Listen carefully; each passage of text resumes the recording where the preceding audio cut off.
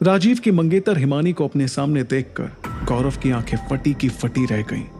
उसके मुंह का निवाला गले में अटक गया और गौरव डर के मारे चिल्ला दिया।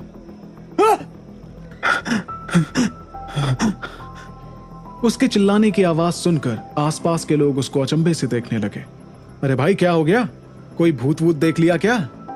गौरव ने राजीव की मंगेतर की तरफ इशारा किया। हाँ, वो भूत।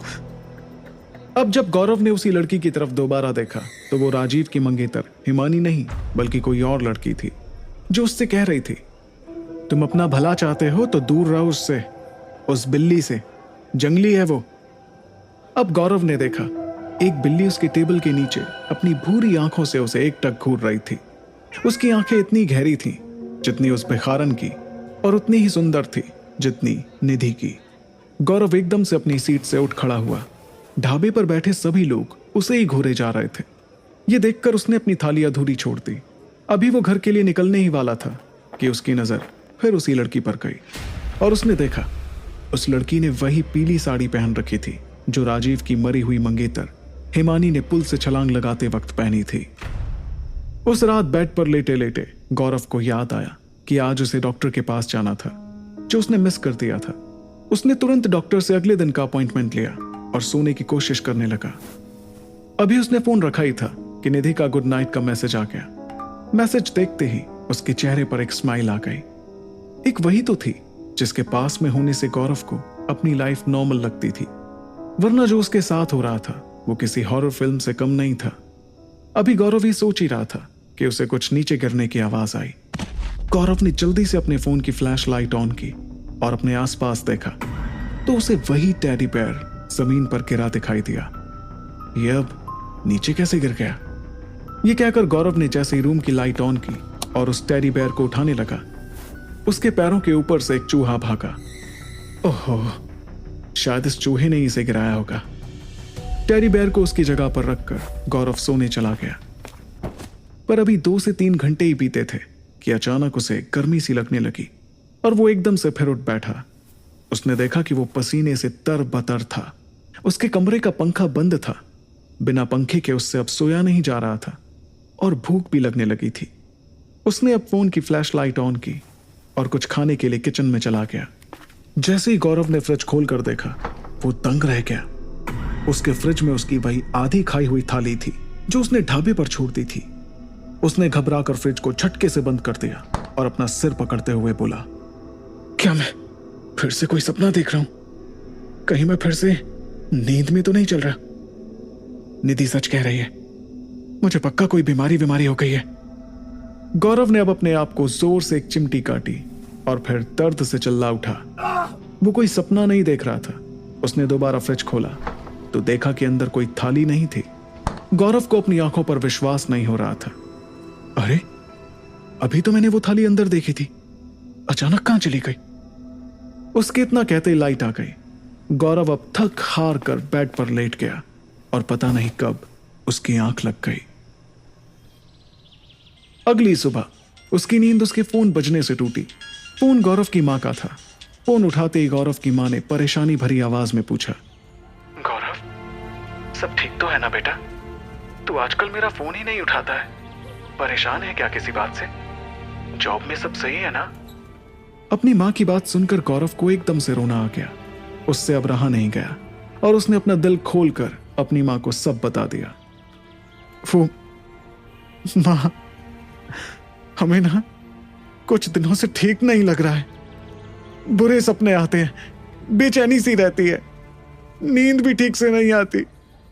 पता नहीं क्या हो रहा है हमारे साथ। जैसे उसकी मां ने यह सुना, वो अपना माथा पीटते हुए बोली, मुझे पता ही था, जरूर तुझ पे किसी ने कुछ टोना टोटका कर दिया है। क्या बोल रही हो मां? आजकल ये सब कौन मानता है?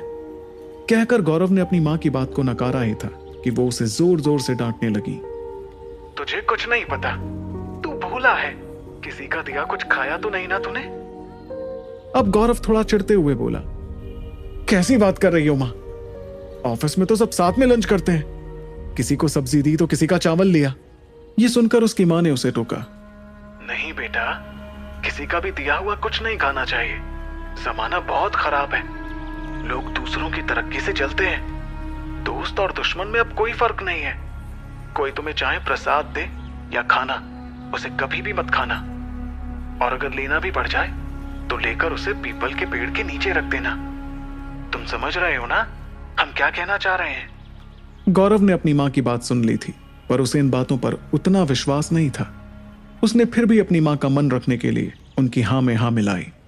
अचानक उसकी नजर दीवार पर लगी घड़ी पर पड़ी तो देखा कि 9 बज गए थे और 9:30 बजे का उसने डॉक्टर से अपॉइंटमेंट लिया था। उसने अपनी मां को जल्दी से बाय कहकर फोन रखा और फटाफट से नहाने चला गया। स्कूटी चलाते हुए गौरव जब डॉक्टर के पास जा रहा था तो वो अपनी मां की कई बातों के बारे में ही सोच रहा था। मां भी ना, आज के जमाने में ऐसा कौन करता है कि कुछ खिलाकर किसी पर कुछ कर दे। वैसे भी मैं कहां किसी के साथ खाता पीता हूं, और ऑफिस में भी लंच सिर्फ निधि के साथ ही करता हूं। अब निधि थोड़ी ना ये सब करेगी मेरे साथ, वो तो दुनिया की सबसे क्यूट लड़की है। डॉक्टर के क्लिनिक पर पहुंचकर उसने 2 बेल बजाई, पर किसी ने दरवाजा नहीं खोला। 1-2 बार बेल बजाने के बाद भी जब अंदर से कोई नहीं आया तो उसने डॉक्टर को फोन लगाया। अब जब डॉक्टर ने गौरव का फोन नहीं उठाया तो गौरव को बहुत अजीब लगा। वो कुछ देर बाहर इंतजार करता रहा और आखिरकार ऑफिस के लिए निकल गया। ऑफिस पहुंचकर गौरव सीधे निधि की डेस्क पर पहुंचा। गुड मॉर्निंग निधि। गौरव ने अभी मुस्कुराते हुए ये कहा ही था कि निधि तुरंत बोल पड़ी। गुड नहीं, बैड मॉर्निंग कहो यार।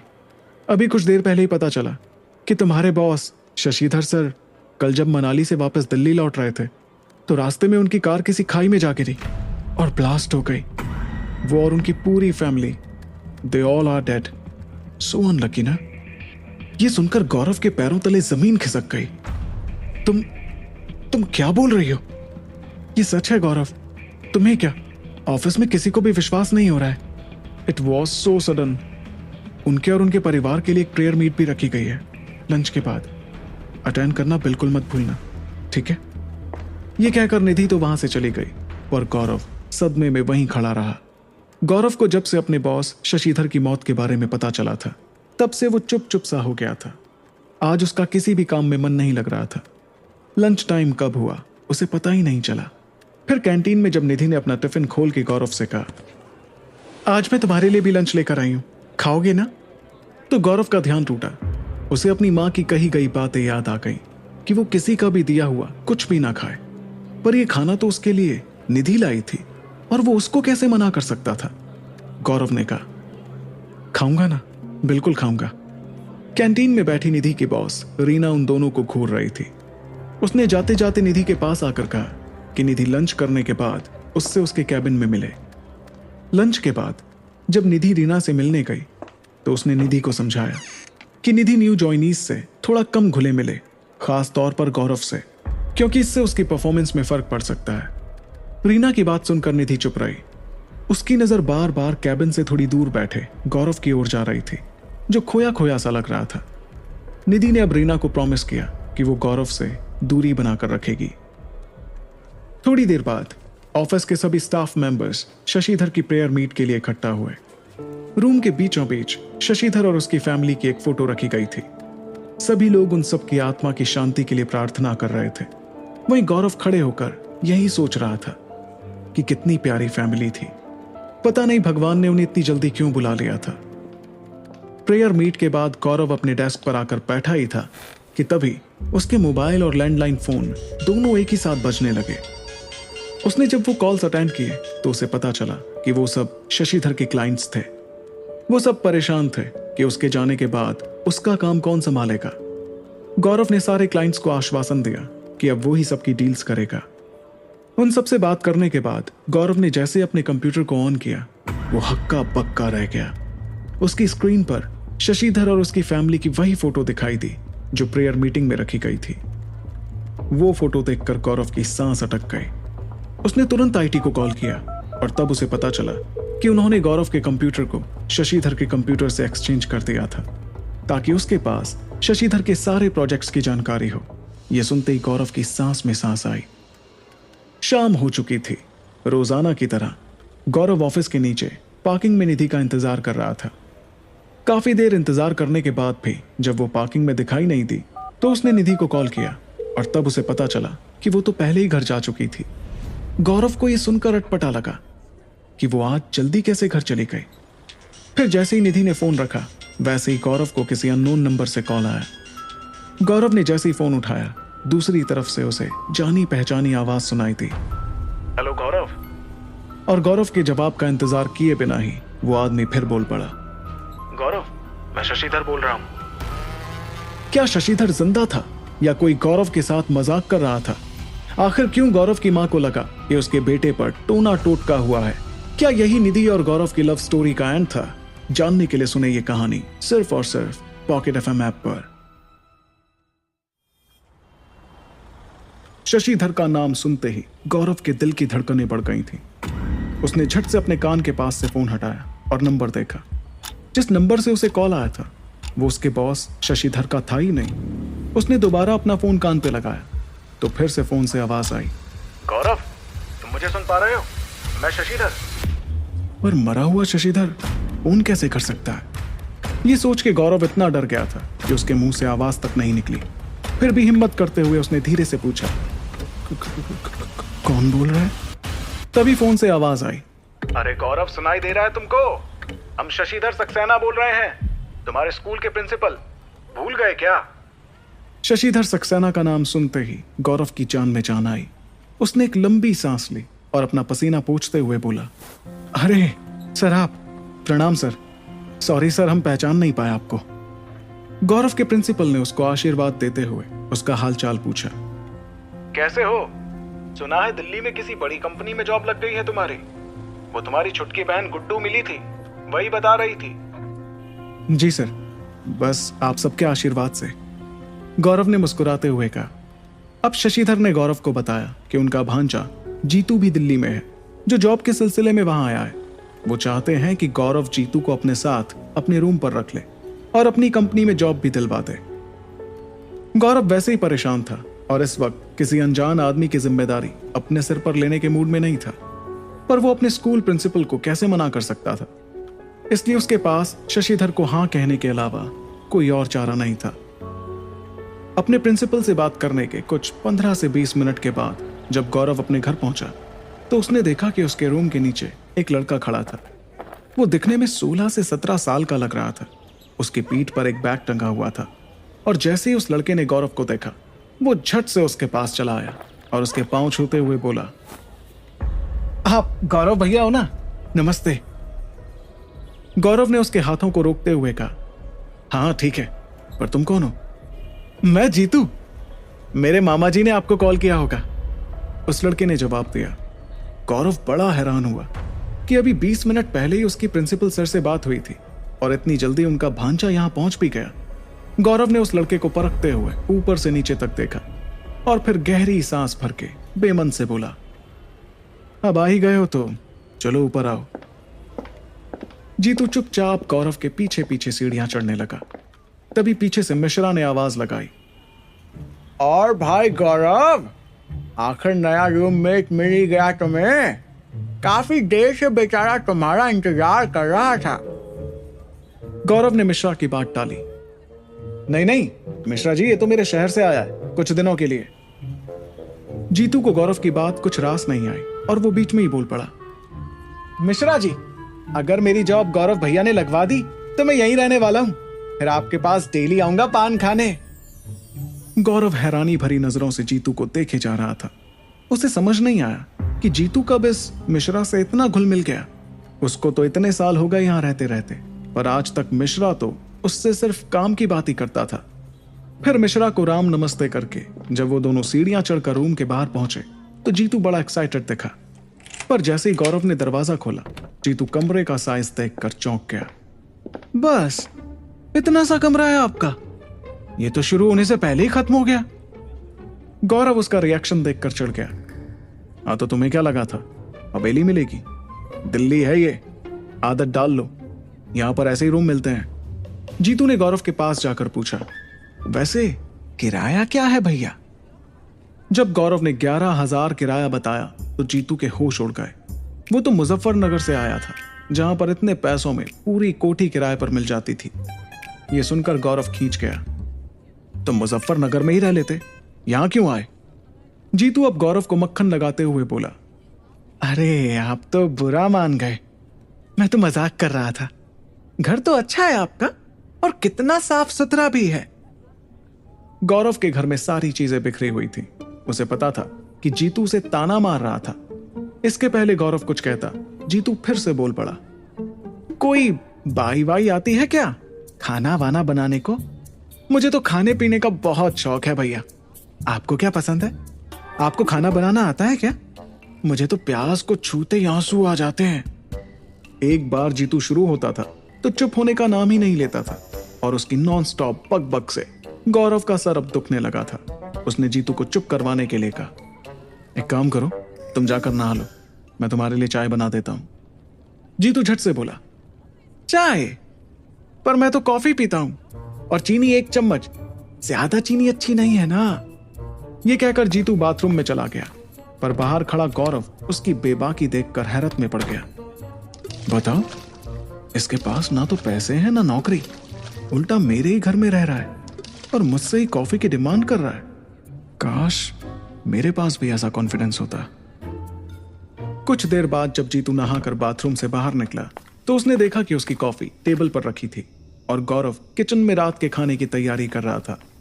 फिर वो सुड़ सुड़ करके कॉफी पीता हुआ गौरव के पास आकर बोला, भैया आपका शावर खराब हो गया है, मजबूरन मुझे बाल्टी में रखे पानी से नहाना पड़ा।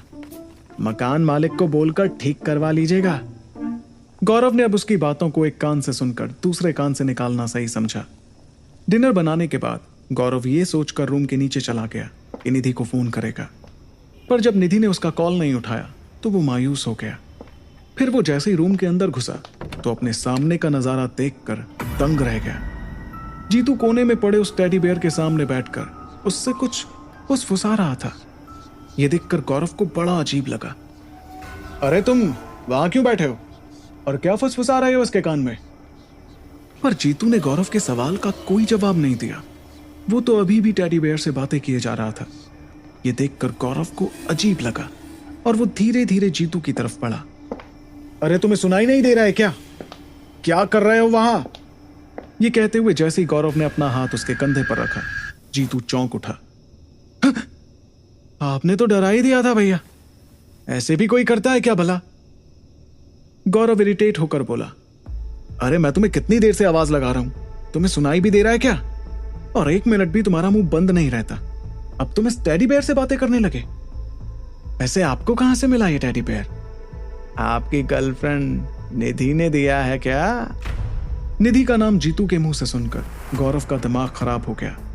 वो ये सोचने लगा कि दिल्ली में आया नया नया जीतू मेरे और निधि के बारे में कैसे जानता है। इससे पहले कि गौरव उससे ये पूछता, जीतू ने खुद ही बता दिया कि उसने गौरव के फोन पर निधि के मैसेज का नोटिफिकेशन देखा था और सोच लिया कि वो मेरी गर्लफ्रेंड है। जीतू की बात काटते हुए गौरव बोला, यही करने आए हो क्या यहां? ये दिल्ली है, तुम्हारा मुजफ्फरनगर नहीं। यहां अपने काम से काम रखना सीखो। मोहल्ले वाली आंटियों की तरह ताक झांक नहीं चलेगी यहां, समझे? चलो अब चलकर खाना खाओ। गौरव चिढ़कर बोला। अभी दोनों खाना खाने बैठे ही थे कि जीतू ने फिर सवालों की झड़ी लगा दी। वो देर तक चुप रहने वालों में से नहीं था, पर अब गौरव अपने फोन में बिजी था और जीतू की किसी भी बात का कोई जवाब नहीं दे रहा था।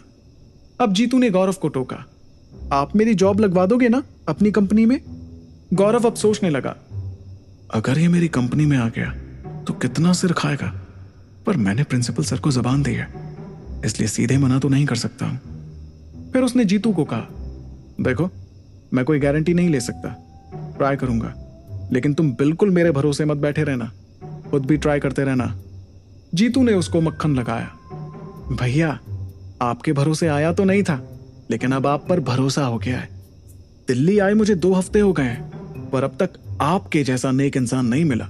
मैं तो ये सोचकर यहां आया था कि कुछ दिन दिल्ली घूम लूंगा और अच्छी सी जॉब ढूंढ कर यहीं बस जाऊंगा, पर 1-2 दिन में ही मेरी सिट्टी पिट्टी गुल हो गई। थक हार कर मुझे अपने घर पर कॉल करना ही पड़ गया। तब जाकर मामा जी ने आपको कॉल किया होगा, तो हो जाएगा ना मेरा काम। गौरव ने जीतू के बहुत सवाल सुन लिए थे, अब उसकी बारी थी। उसने जीतू से पूछा, तुम पढ़ाई की उम्र में जॉब क्यों करना चाहते हो? तो जीतू ने बताया कि उसे अपनी फैमिली बिजनेस को आगे बढ़ाना है। अब गौरव से रहा नहीं गया और उसने जीतू से उसके फैमिली बिजनेस पर सवाल किया। जवाब में जीतू ने बताया कि हमारा लकड़ी का कारोबार है, वो अंतिम क्रिया वाली होती है ना, वो पूरे मुजफ्फरनगर में किसी का भी देहांत होता है तो लकड़ी हमारे यहां से ही जाती है। यह सुनकर गौरव को खांसी आ गई। कमरे में 2 मिनट के सन्नाटे के बाद जीतू ने अचानक से कहा, वैसे आपने बताया नहीं, आपको यह टेडी बेयर कहां से मिला? गौरव ने जैसे ही उसे बताया, एक भिखारन ने ट्रैफिक सिग्नल पर उसे टेडी बेयर फ्री में दे दिया था। जीतू एकदम से उछल पड़ा। उसने झटके से कहा, तब तो ये टेडी बेयर मैं ही रख लेता हूं अपनी गर्लफ्रेंड के लिए। 500 रुपए में दुकान से खरीदूं, उससे अच्छा ये फ्री वाला ही दे दूंगा उसको। गर्लफ्रेंड वाली बात सुनकर गौरव चौंक गया। हाँ भैया, इधर ही है मेरी गर्लफ्रेंड, दिल्ली में। ऑनलाइन मिले थे हम और फिर उसके प्यार ने यहां तक बुला लिया। हम दोनों काफी सीरियस हैं, बस एक बार मैं अच्छे पैसे कमा लूं, फिर शादी भी कर लेंगे। हमने तो अपना पूरा फ्यूचर सोच कर रखा है भैया। और तो और मैंने तो अपने बच्चों के नाम भी सोच कर रखे हैं, बताऊं आपको? नहीं नहीं भाई, अपने बच्चों के नाम अपने पास ही रखो, कहकर गौरव ने जैसे तैसे बात टाली। अब जब उन दोनों ने खाना खा लिया तो गौरव लाइट्स ऑफ करके गुड नाइट बोल के सोने चला गया, क्योंकि वो जीतू की बकवास अब और नहीं सुनना चाहता था। पर जब आधी रात को गौरव पानी पीने के लिए उठा तो उसने देखा कि जीतू उसके पास बिस्तर पर नहीं था। जीतू कहां गया? शायद बाथरूम में होगा। यह सोचकर जब गौरव बेड से नीचे उतरा तो उसका पैर किसी चीज से टकरा गया। जब उसने अपने फोन की फ्लैशलाइट ऑन करके नीचे जमीन पर देखा तो उसके होश उड़ गए। नीचे वही टेडी बेयर आज रात जीतू से चिपक कर सो रहा था और जीतू ने भी उस टेडी बेयर को कस के गले लगा रखा था। आखिर क्या कनेक्शन था उस टेडी बेयर और जीतू के बीच? क्या जीतू का गौरव के साथ आकर रहने के पीछे कोई मकसद था? आखिर मिश्रा और जीतू इतनी जल्दी आपस में कैसे घुल मिल गए थे? जानने के लिए सुने इस कहानी को सिर्फ पॉकेट एफएम ऐप पर।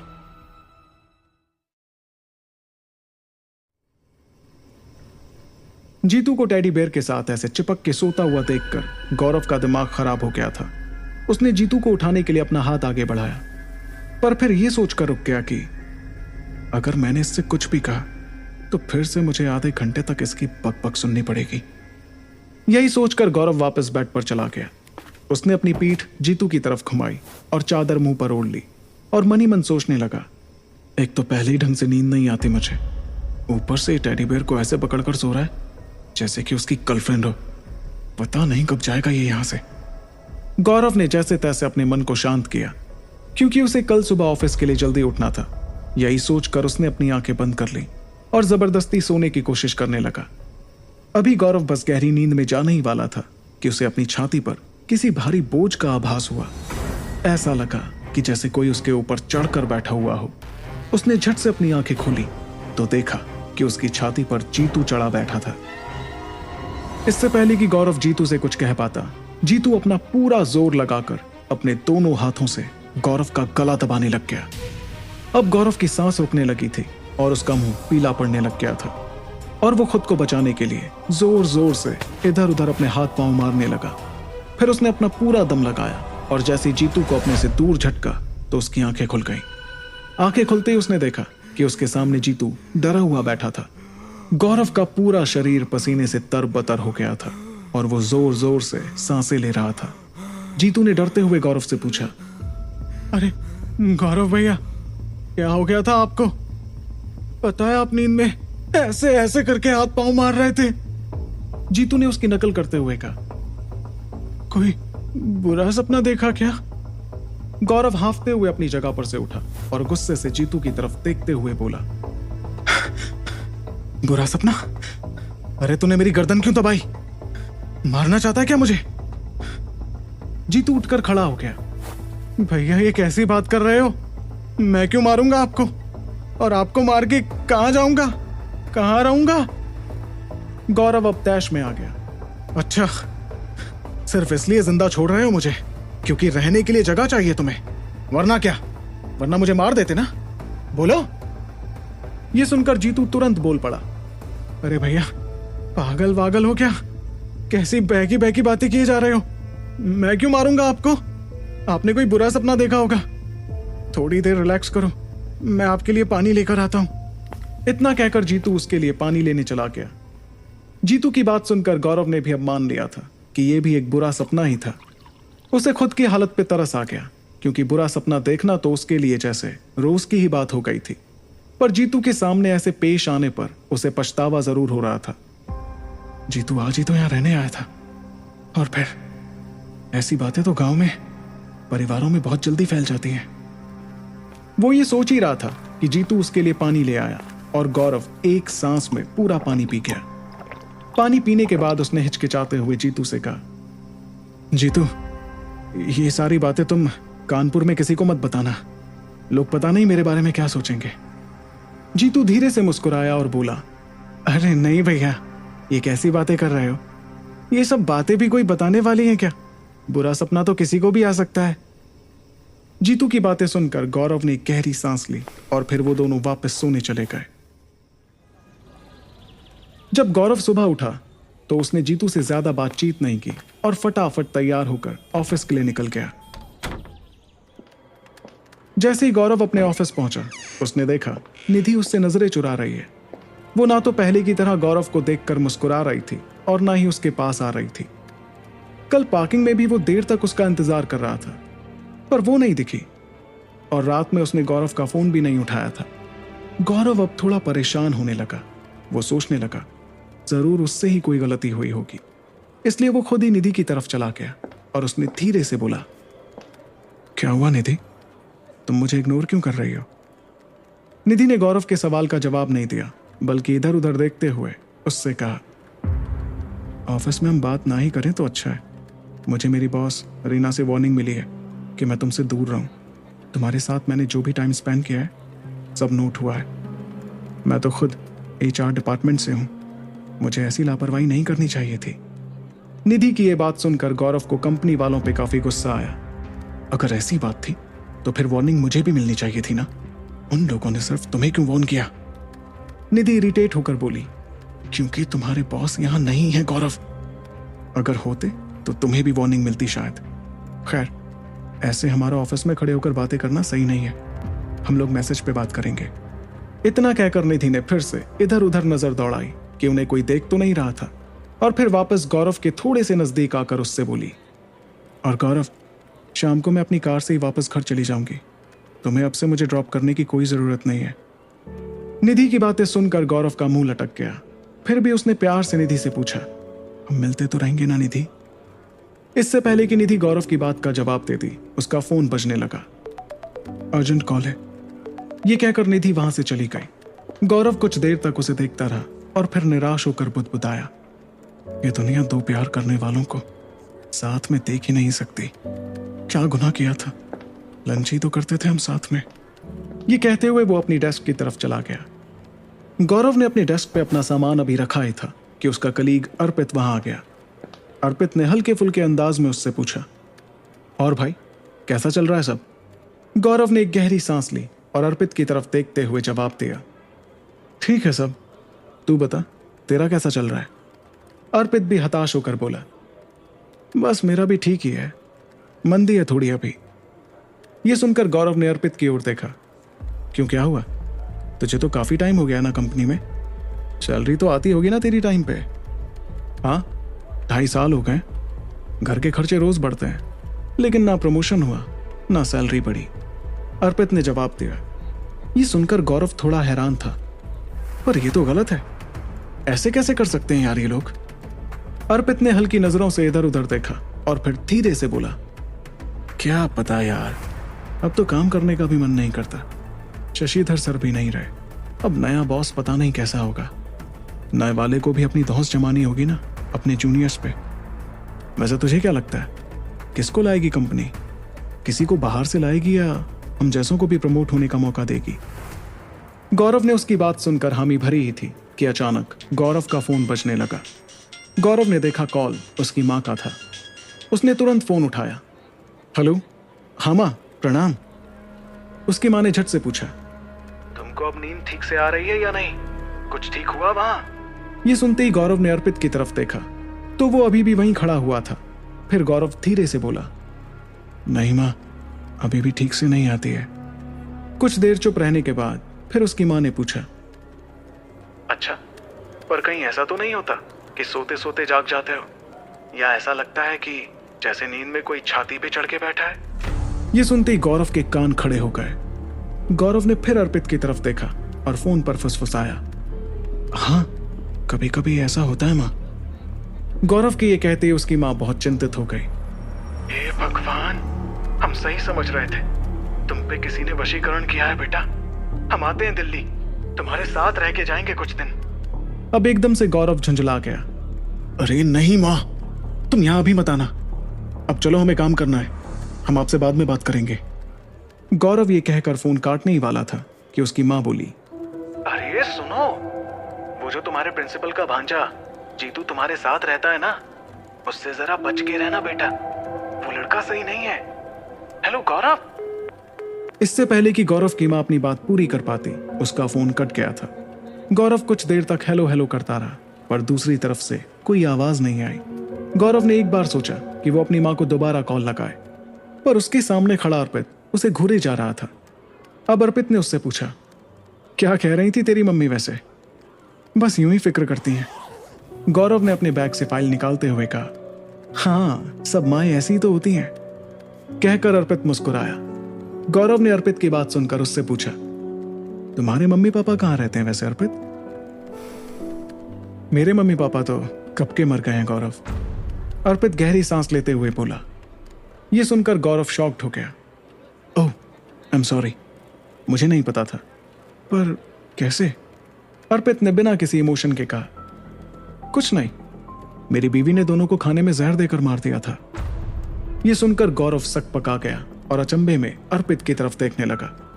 और तभी अर्पित जोर जोर से हंसने लगा और बोला, रिलैक्स, मजाक कर रहा हूं, मेरी तो अभी शादी भी नहीं हुई है यार, पर तू अपनी शक्ल तो देख। गौरव को बहुत तेज गुस्सा आ गया। इतना भद्दा मजाक अपने माँ बाप के बारे में कौन करता है? चल अब जा यहां से। अर्पित अपने दांत दिखाते हुए वहां से चलता बना। अर्पित के जाने के बाद गौरव चेयर पर बैठ गया और तभी उसकी नजर निधि की बॉस रीना पर गई, जो अभी गौरव के डेस्क के पास से गुजर रही थी। ये वही रीना थी जिसने गौरव और निधि को कैंटीन में साथ देखने के बाद निधि को वार्निंग दी थी। गौरव ने अब रीना को विश किया, हेलो मैम। रीना ने भी उसका जवाब हेलो में दिया और गौरव से पूछा कि उसका काम कैसा चल रहा है। जवाब में गौरव चेयर से उठ गया, सब सही चल रहा है मैम, अब शशिधर सर नहीं है तो मुझे अकेले ही सारा काम संभालना पड़ रहा है। इस बात पर रीना ने सिर्फ सिर हिलाकर जवाब दिया। फिर गौरव थोड़ा हिचकिचाते हुए बोला, मैम, आपसे पूछना था कि मेरी सैलरी कब आएगी?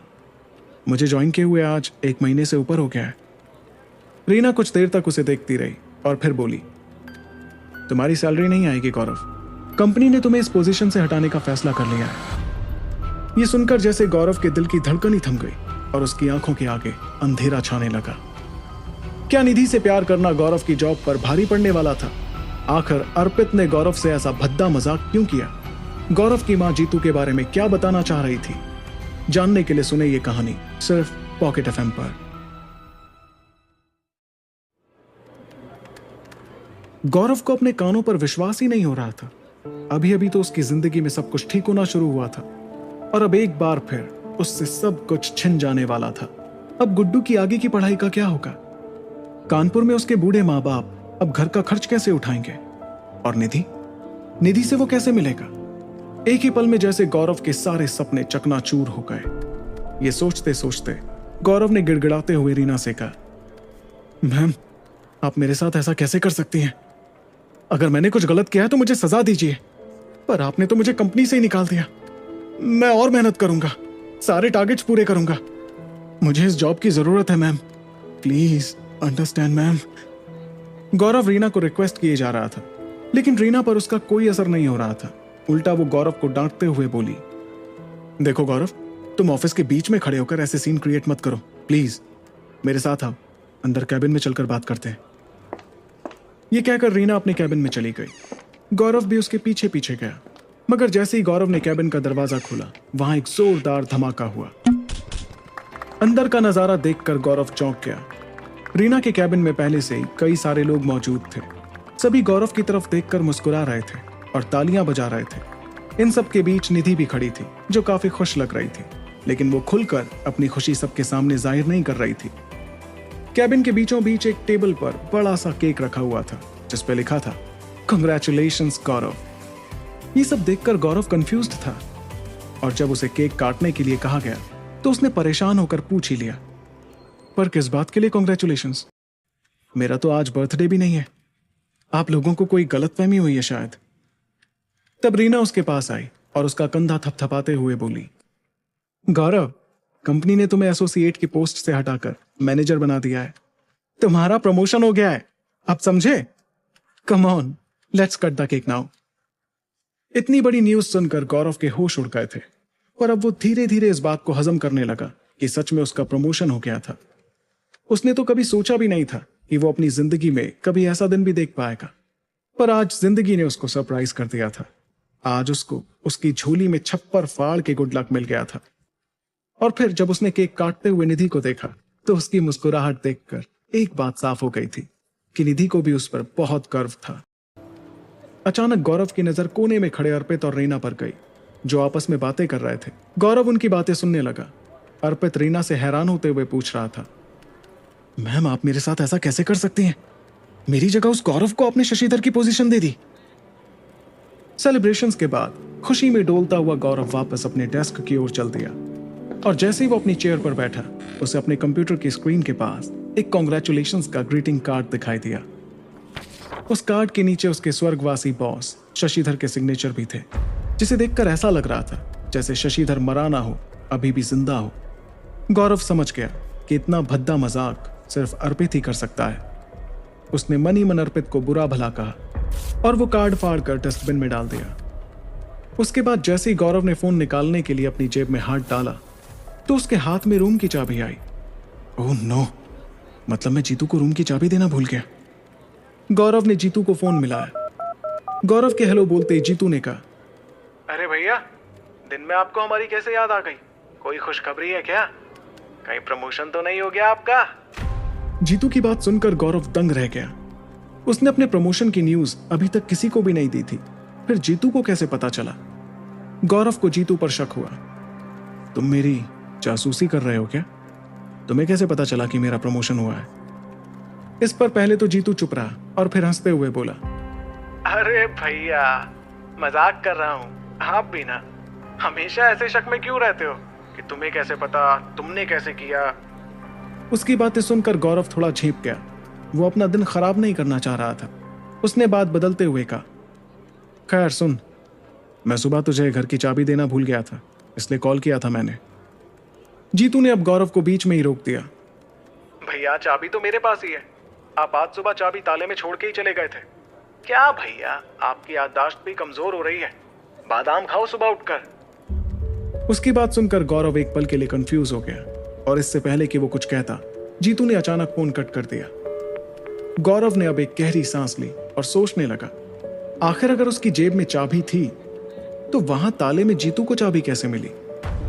अभी वो ये सोच ही रहा था कि उसके फोन पर एक मैसेज आया। मैसेज निधि का था। निधि ने उसे कांग्रेचुलेशंस का मैसेज भेजा था, जिसमें उसने नीचे एक छोटा सा हार्ट और टैडी का इमोजी भी डाला था। गौरव ने मुस्कुराते हुए थैंक यू लिख भेजा। सामने से निधि का दूसरा मैसेज आया, अब बताओ ट्रीट कब दे रहे हो? तो गौरव ने रिप्लाई किया, एनी टाइम। इसके बाद स्माइल करते हुए गौरव अपने काम में लग गया। वो जानता था कि प्रमोशन के बाद अब उसके कंधे पर बड़ी जिम्मेदारियां थी। उसे अब और कड़ी मेहनत करनी थी। पर अब जैसे ही गौरव की नजर अपने कंप्यूटर की स्क्रीन पर पड़ी तो उसने देखा अर्पित ने उसे एक मेल भेजा था। मेल में अर्पित ने लिखा था कि वो कंपनी से रिजाइन कर रहा है। मेल पढ़ते ही गौरव सीधे अर्पित की डेस्क पे गया, जहां उसने देखा कि अर्पित अपना सामान पैक कर रहा था। गौरव ने उसको पूछा, ये सब क्या है अर्पित? तूने अचानक रिजाइन क्यों कर दिया? अर्पित ने पहले तो उसके सवाल को इग्नोर किया, पर जब गौरव ने उसके कंधों पर हाथ रखकर दोबारा पूछा तो अर्पित ने गौरव का हाथ झटक कर दूर कर दिया। तो और क्या करता? 2.5 साल से यहां झक मार रहा हूं क्या मैं कि 1 महीने पहले आए हुए आदमी को मैनेजर बना के मेरे सर के ऊपर बैठा दिया। बड़ी खुशी हुई होगी तुझे तो मेरा बॉस बन के, है ना? यही चाहता था ना तू? अरे तू तो आया ही कंपनी में ये सोचकर था कि सबके पेट पर आते ही लात मार देगा। अपने बारे में ऐसी गलत बातें सुनकर गौरव भी तैश में आ गया। ओ हेलो, जरा तमीज से बात कर मुझसे अर्पित। अर्पित भी ताना मारते हुए बोला, ले आ गया ना धौंस जमाने, बोल कैसे बात करूं तुझसे? सर सर बोल के तेरे आगे पीछे मंड रहा हूं? चापलूसी करूं तेरी या हाथ पैर जोड़ूं तेरे? गौरव को अर्पित पे बहुत तेज गुस्सा आ रहा था। ये देखकर अर्पित के मुंह से अचानक से निकला, ऐसे क्या देख रहा है? जान लेगा क्या मेरी? मुझे तो लगता है कि शशिधर सर को भी तूने ही मारा है। दूसरों की सैलरी का भूखा है तू। अर्पित अपनी बात पूरी कर पाता इससे पहले ही गौरव उस पे एकदम से झपट पड़ा, जैसे कि वो उसे मार ही डालेगा। उनको ऐसे लड़ता देख ऑफिस के सारे लोग वहां इकट्ठा हो गए और किसी तरह से उन दोनों को रोका गया। थोड़ी देर बाद कंपनी के एमडी मिस्टर खन्ना ने गौरव को अपने कैबिन में बुलाया। वहां रीना पहले से ही मौजूद थी। खन्ना ने पहले तो गौरव को ऊपर से नीचे तक देखा और फिर बोला, ये क्या बिहेवियर है गौरव? तुम मैनेजर होकर एसोसिएट से हाथापाई कर रहे हो। तुम्हारे जूनियर्स तुमसे क्या सीखेंगे? गौरव शर्मिंदा था। आई एम सॉरी सर, पर अर्पित बहुत ही बदतमीज इंसान है। उसने बात ही ऐसी की कि मैं कंट्रोल नहीं कर पाया खुद पर। तो खुद पे कंट्रोल करना सीखो गौरव। ऐसे तो कोई भी तुमसे कुछ भी कहेगा और तुम रिएक्ट करने में अपनी एनर्जी वेस्ट कर दोगे। कहकर खन्ना गौरव को समझा ही रहा था कि गौरव बोल पड़ा, पर सर उसने मेरे ऊपर इल्जाम लगाया कि मैंने प्रमोशन के लिए शशिधर सर को जान से मारा है। मतलब बिना सर पैर वाली बात कर रहा था वो। गौरव की बात सुनकर खन्ना और रीना एक दूसरे का मुंह ताकने लगे और फिर खन्ना ने गौरव को एक और हिदायत दी, देखो अर्पित मुंह फट लड़का है, उसकी बात को दिल पर मत लो और उससे थोड़ा बच कर रहो। ऑफिस के बाद कहीं वो फिर से तुम्हें ना घेर ले। खन्ना की बात सुनकर गौरव ने हाँ में अपना सिर हिलाया और चुपचाप कैबिन से बाहर चला गया। बाहर समीर और बाकी जूनियर्स अर्पित के साथ खड़े होकर गौरव को घूर रहे थे। ये बात साफ थी कि गौरव का प्रमोशन किसी को रास नहीं आ रहा था, पर गौरव ने उनको अनदेखा किया और वापस अपने डेस्क पर जाकर बैठ गया। उसने अपने दिन भर का काम खत्म कर दिया और शाम को रूम पर जाने के लिए निकल गया। शाम को जब गौरव अपने रूम पर पहुंचा तो उसने दूर से देखा कि जीतू गली वाले कुत्तों को कुछ खिला रहा था। उसके साथ मिश्रा भी खड़ा था। मिश्रा और जीतू को साथ देखकर गौरव गुस्से से तिलमिला गया। वो फटाफट से जीतू के पास गया और उसको लगभग डांटते हुए बोला, ये तुम इनको क्या खिला रहे हो जीतू? जीतू मुस्कुराते हुए बोला, अरे भैया बिस्कुट और क्या। वैसे सुनने में आया है कि कुछ दिन पहले इनमें से एक कुत्ते की नारियल खाने से मौत हो गई थी। आपको पता है किसने खिलाया था नारियल? गौरव ने उसको आंखें दिखाते हुए कहा, किसने? तुझे पता है क्या? मुझे कैसे पता होगा, मैं तो नया हूं ना यहाँ, मैं तो आपसे पूछ रहा था। कहते हुए जीतू मिश्रा की ओर देखने लगा। मिश्रा बात काटते हुए गौरव से बोलने लगा, सही लड़का है गौरव ये, इसकी भी नौकरी लगवा दो अपने ऑफिस में। गौरव अब बिना कुछ कहे अपने रूम की सीढ़ियां चढ़ने लगा और जीतू भी उसके पीछे हो लिया। सीढ़ियों पर जीतू फिर अचानक बोल पड़ा, वैसे भैया ये राजीव अपनी होने वाली बीवी के मरने के बाद हमारे साथ रहने तो नहीं चला आएगा? अब ये मत पूछना कि ये राजीव की मंगेतर वाली बात किसने बताई, मिश्रा जी ने बताया मुझे। गौरव जैसे इसी वक्त का इंतजार कर रहा था, वो जीतू से चिढ़ते हुए बोला, मना किया था ना मिश्रा से बात करने को मैंने। ला अब वो चाबी दे जो तेरे पास है। मैं अपनी चाबी ताले पर लटका कर नहीं गया था, समझा? मेरे पास है मेरी चाबी। जैसे ही गौरव ने अपनी जेब से चाबी निकालकर जीतू को दिखाई, जीतू ने अपनी जेब से दूसरी चाबी निकालकर गौरव के हाथ में रख दी। गौरव ने जीतू वाली चाबी को जैसी ताले में डाला, ताला खुल गया तो गौरव गुस्से से फूट पड़ा। अब सच सच बता जीतू, तुझे ये दूसरी चाबी कहां से मिली? ये सुनते ही जीतू के जैसे प्राण सूख गए। उसने थूक निगलते हुए धीरे से कहा, अब मिश्रा जी ने दी थी भैया। आखिर मिश्रा के पास ये दूसरी चाबी कहां से आई? क्या गौरव का प्रमोशन उसे उसकी काबिलियत पे मिला था या उसके पीछे कोई और वजह थी? जानने के लिए सुने ये कहानी सिर्फ पॉकेट एफएम ऐप पर।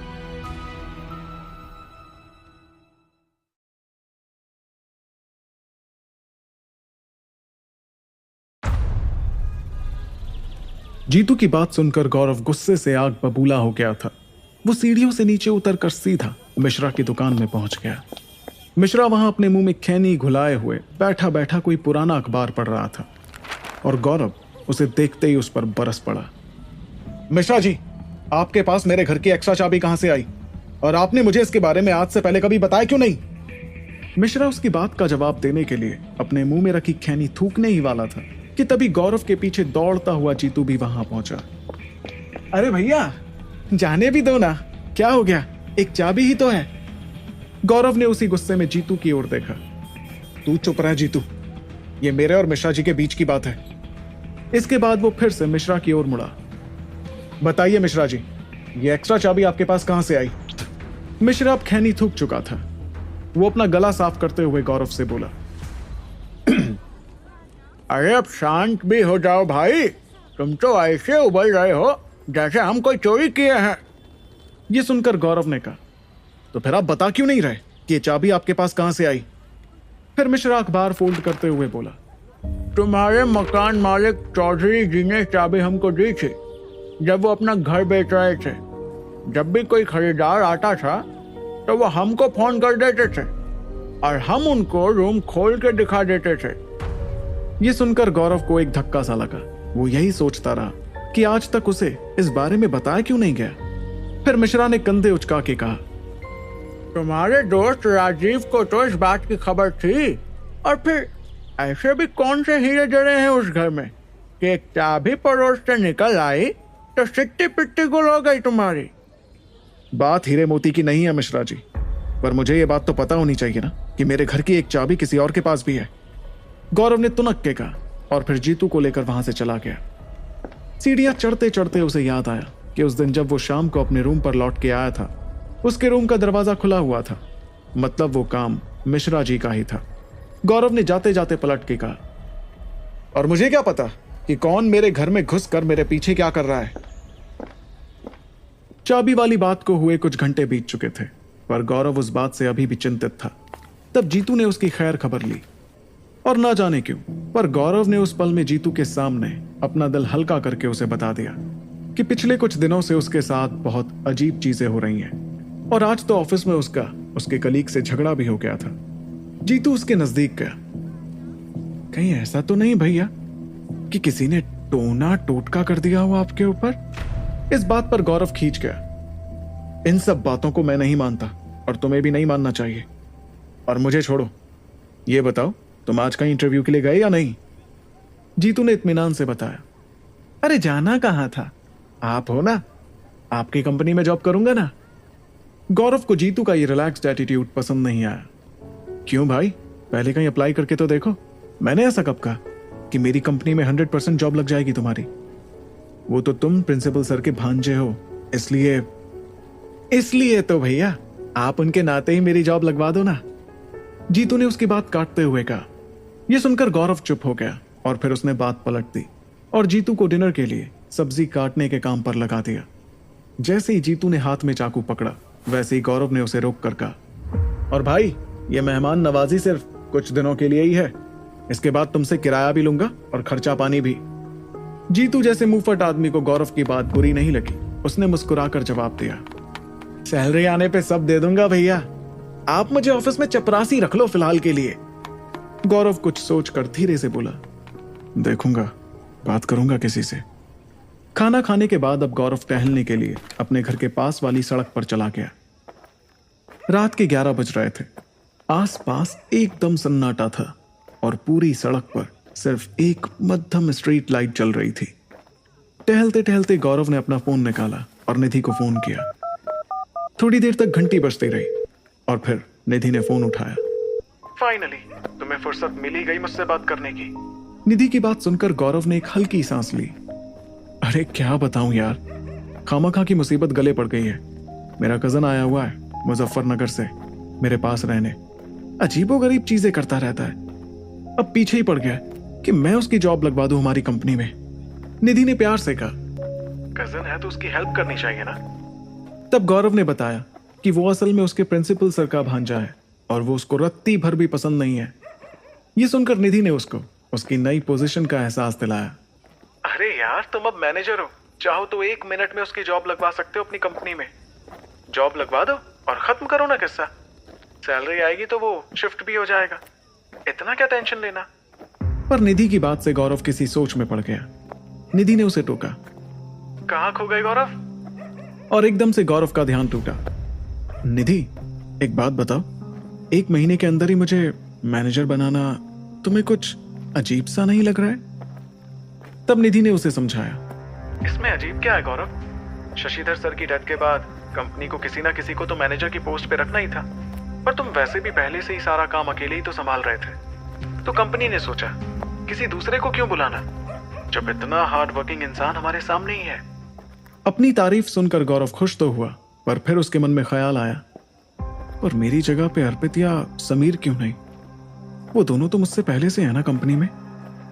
तब उधर से निधि बोल पड़ी, पर वो दोनों तुम्हारे जितना काम कहाँ करते हैं? तुम अब ज्यादा सोच रहे हो, तुम्हें तो खुश होना चाहिए। और बाय द वे, मैंने सुना कि आज तुम्हारी लड़ाई भी हो गई थी अर्पित से।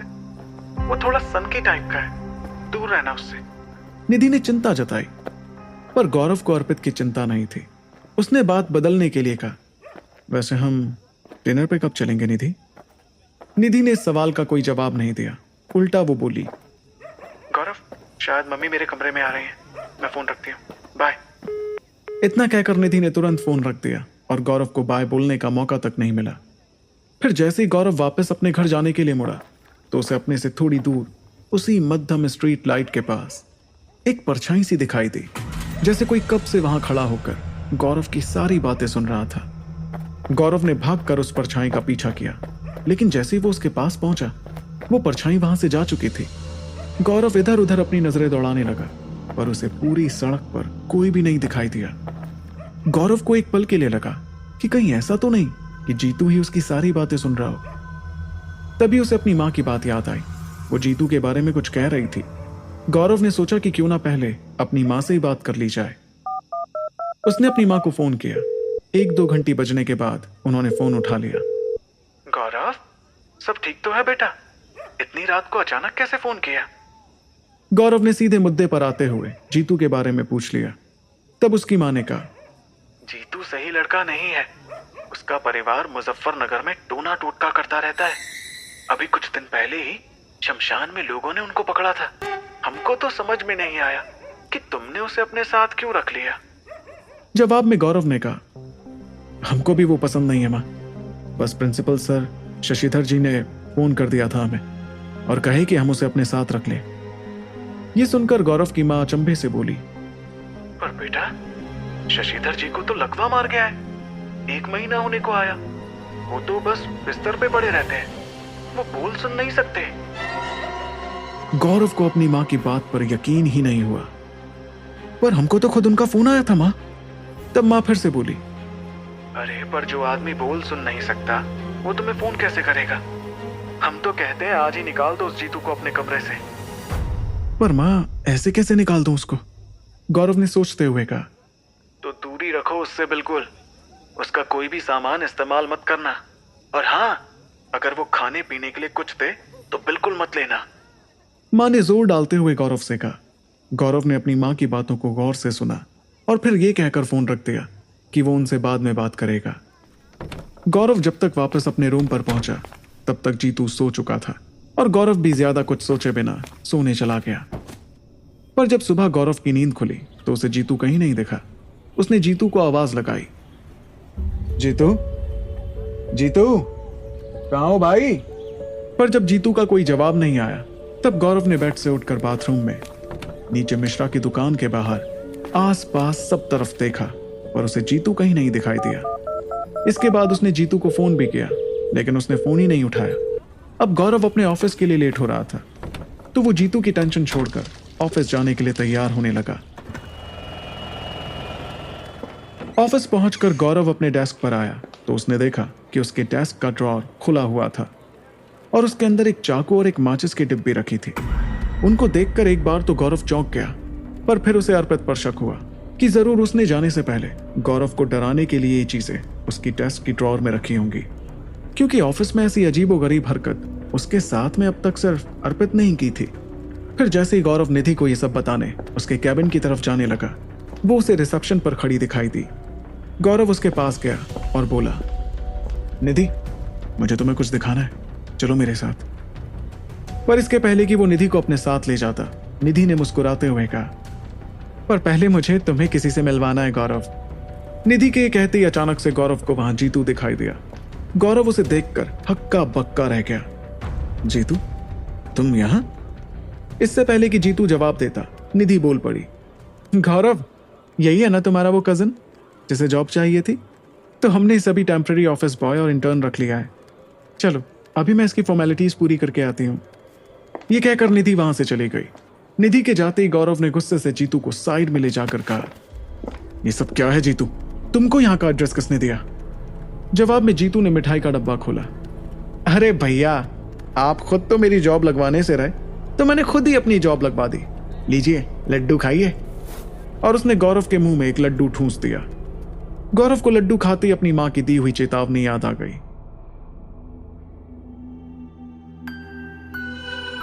क्या निधि मिश्रा और जीतू अपने मन में कोई राज छुपा के बैठे थे, या गौरव के साथ हो रही अजीबोगरीब घटनाओं के पीछे घर में रखे उस टेडी बेयर का हाथ था? और फिर प्रिंसिपल शशिधर की जगह गौरव को फोन किसने किया था? जानने के लिए सुने ये कहानी सिर्फ पॉकेट एफएम ऐप पर।